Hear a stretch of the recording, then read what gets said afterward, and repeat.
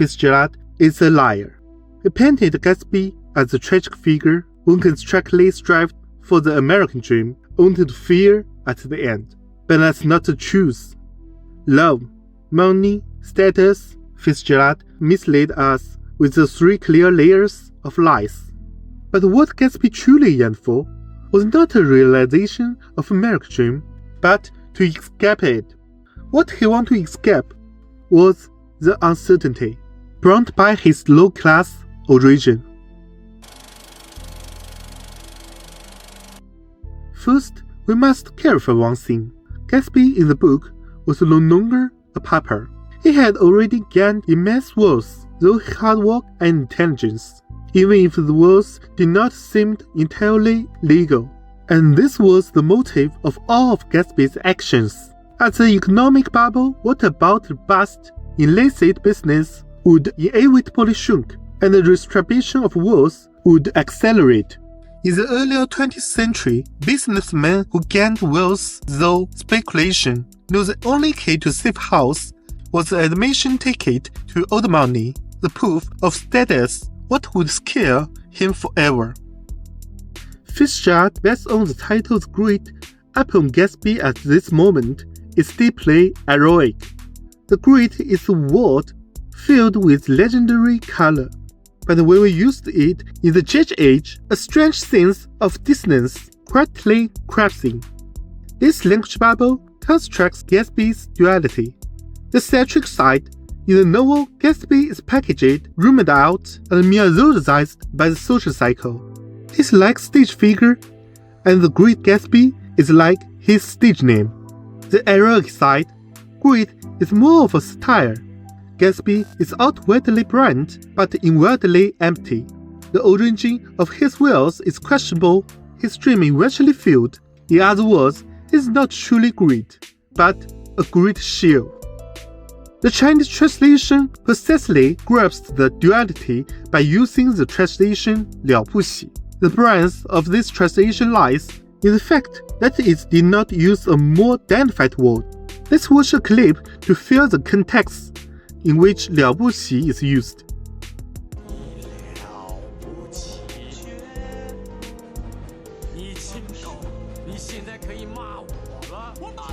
See, it actually is uncertainty that leads us into the language bubble created by Fitzgerald. We will understand the title, thus establish unrealistic psychological expectations. Therefore, in the earlier part of the story, we feel step by step into this carefully designed lie. Next, let's take a look how Fitzgerald has created the 3 layers of lies of love, money, and status.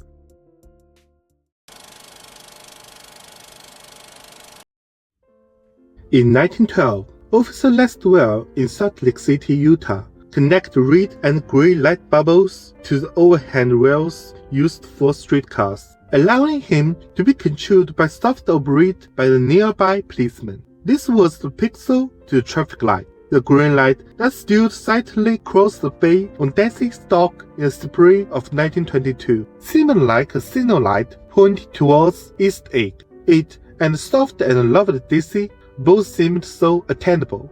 Gatsby believed the green light was like a signal in life. As long as he worked hard enough and followed the rules, he could achieve it. And that was the beginning of the light. This reminds me of the hot meme on Chinese internet in recent years, Leibniz's mindset. It described a mindset that simplifies the life of some Chinese men to make money, marry, and have children. It treats people as tools for achieving goals. For me, a linear, fixed mindset, working hard according to the rules, must bring rewards. But this logic often fails in complex social relationships. Gatsby, residing in West Egg, was in exactly his state. What he pursued was Daisy's fidelity of recognition. Today, people like to label Daisy a golden digger. This is likely a misplaced understanding. The real reason Daisy chose not to reconcile with Gatsby was not money, but survival. We cannot deny Gatsby's feelings of Daisy. But just imagine, if Daisy had not been validated by Tom, would Gatsby still have pursued Daisy? As Gatsby's female girlfriend, Daisy knew his past. She simply rejected Gatsby's uncertainty.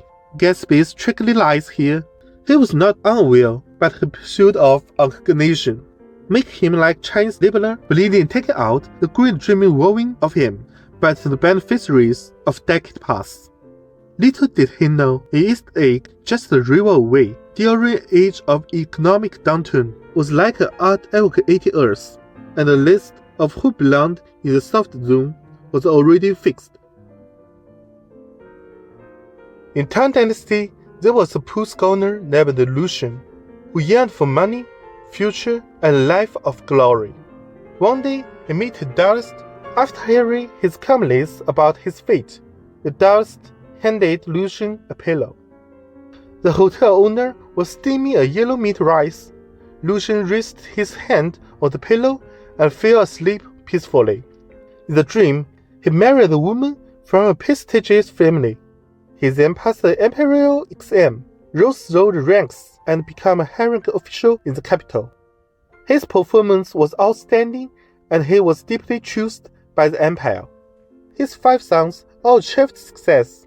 Lucian enjoyed wealth and glory all his life, living until he was 18 before passing away peacefully. However, just as he dreamed of his death, he woke up suddenly to find himself still lying in the hotel. The Taoist was still sitting beside him, and the hotel owner's pot of meat rice had not yet finished cooking. Did Gatsby and Lucian realize they were in a great dream? I believe they knew it real, but the grey light tempted them, making them embed thought and indulge in the illusory dream. Just imagine if Lucian had not met this Taoist, would his ending have been the same of Gatsby's? We only know that Lucian's death in the dream and Gatsby's death in reality, no one was there, and so was love.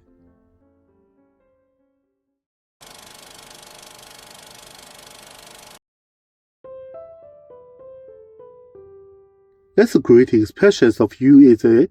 All this old sport business, where did you pick that up? At Oxford and Cambridge, sports are an important part of social life and class identity. Students often call each other old sport to show friendliness, ease, and show background. In this moment, Tom is definitely true of Gatsby's clumsy disguise. He knew true upper-class people would not perform their class like this.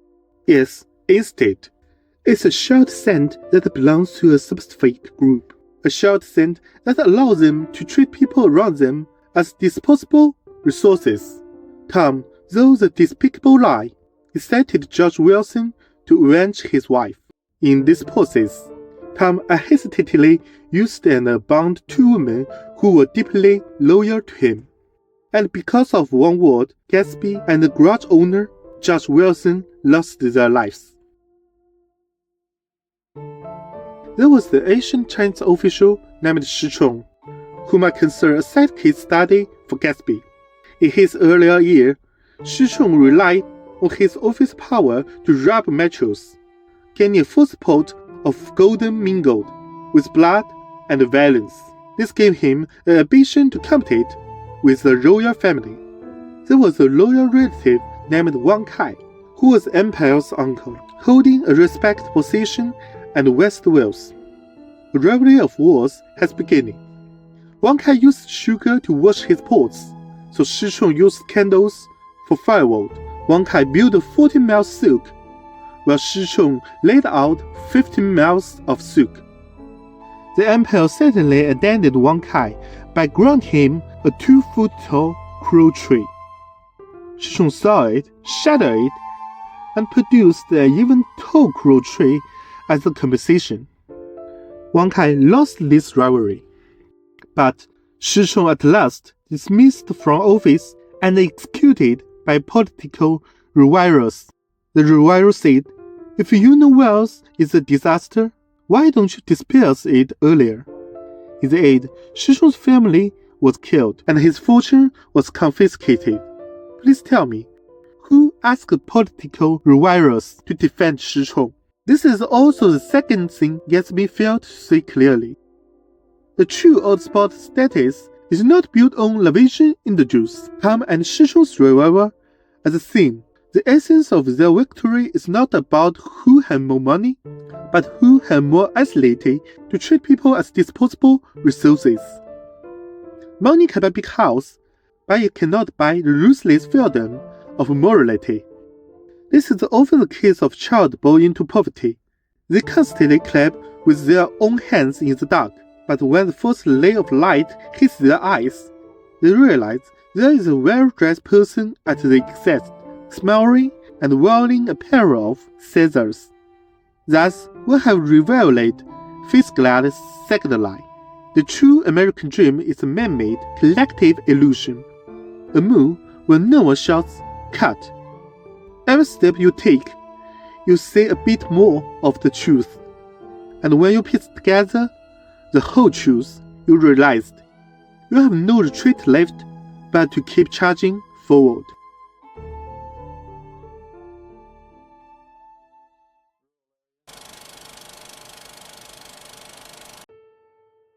Is this truly an age with no solution? Gatsby is dead. Of all the people he hosted, only Nick and Ora Eyes come to pay his respects. Ora Eyes is a man who seems out of place in this book. This short, plump, middle-aged man first appeared in Gatsby's Gothic library. He was sitting tipsily at a large table, struggling to focus on the books on the shelves. He claimed he had inspected all the books in the library and insisted they were real, not just cardboards. For a long time, critics have attributed a near-homicide devoted to Ora Eyes, suggesting he represents God's security, insight, and moral judgment. But that is not the case. At last, God will not need to check every book to know its authenticity. Let's make a broad exception. Let's assume Ora Eyes is a middle-aged Gatsby, who saw the truth of American dream and gave up the pursuit of old money. He had experienced extravagance, so he did not indulge in the luxurious parties. He once used the book to adorn his studies too, which is why he checked the authenticity of every book. He understood Gatsby's candid nature, so he came to mourn this misguided young man at the funeral. He was also mourning the past vision of himself. The second time he appeared, Ora Eyes drops his car into the ditch by the road. But he insisted he was not the driver, and that driver was someone else. Yet Fitzgerald did not describe anyone else at this point. Can we say that Ora Eyes was too confused, or did he simply want to shift the blame? The answer is likely no. The brown new car Ora Eyes crushed blocked not just guests who had finished the party and were appearing to go home listlessly. Note that most of them were narrow-rich with ambiguous identities. They included wealthy salesmen, agents, actors, and all sorts of new money. If the old money of East Egg was Gatsby's goal, then Gatsby, having already achieved worldly success, was the object of these casters' aspirations. Ora Eyes was actually blocking one after another restless Gatsby, those disturbed by the beautiful dream of the air. At last, dozen men, some of them a little better off than the was, explained to him that the wheel and the car were no longer joined by any physical bond. Back out, he suggested after a moment. Put her in reserve. But the wheel's off. He hesitated. No harm in trying, he said. Ora Eyes thought that even with a wheel missing, trying reserve gear would not hurt, if they want to get back on track. But what he truly wanted to tell the Gatsbys was not to wait until the wheel fall off to think about the receiving. Life offers many choices besides fame and profit. There was an official named Fanny during spring and autumn pride who gave up everything he had achieved 3 times in his life. The first receipt was to help King of Yue restore his assets and avenge himself. he endured of 20 years and finally success in the restoration. However, the family did not dwell in joy of victory, but voluntarily resigned. He knew the king was the ruler one could share adversity with, but not prosperity. During his seclusion, Fanny relied his talents and ability to quickly amass wealth, becoming a wealthy match again. But after this sudden wealth, he voluntarily shared all of his assets to his neighbors and friends again. This was his way to proving to himself he gained wealth through wisdom, not luck, so he could give it up and start over at any time. Eventually, he started his venture and also wealthy again. This time, he set up excess strategy of himself. This was his third receipt. Those 3 attacks of giving up, he gained a full understanding of his own abilities. With this self-confidence, he achieved a peaceful end. If Gatsby had the wisdom to quit, he would have immediately to go of his obsession with old money after achieving worldly success. He would understand that when others start training you as a disposable resource and a tool, the wasted cost of action is to, like Fan Li, voluntarily choose receipt and quit. Letting go of the obsession with being recognized, retaining experience and skills, waiting for the right time, and truly take control of your own lives. The American dream never shattered. It's always the person who shatters. And the American dream will be reborn in various ways in corners all over the world for a long time to come. What we need to do is, we are carrying a dignified yearning for a better life. Look back at our original hearts. Take a look at the path we traveled. When Gatsby's father attended the funeral, his face was full of pride. He came out to see me 2 years ago and brought me the house I live in now. Of course, we was broke up when he ran off from home, but I see now there was a reason for it. He knew he had a big future in front of him, and ever since he made a success, he was very generous with me. He picked up Jamgas's favorite adventure novel, Hopalong Cassidy, on the back over dated September 12, 1906. Was the schedule Gas made for himself, and the last action is, be better to parents. When did we start losing our way?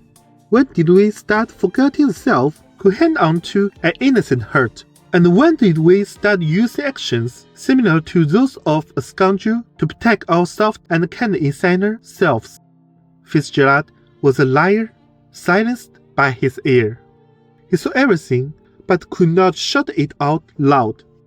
He could only use this almost allegorical way to write his almost compassionate reflection on that vibrating and fancied air. At the very end of the novel, Fitzgerald wrote this world-famous sentence: "So we bolt on, both against the current, borne back ceaselessly into the past. Each of us is like a small boat in this world, tossed about in the waves. And no matter what, we will always return to the starting place, back to that innocent self who was attracted with so much hope."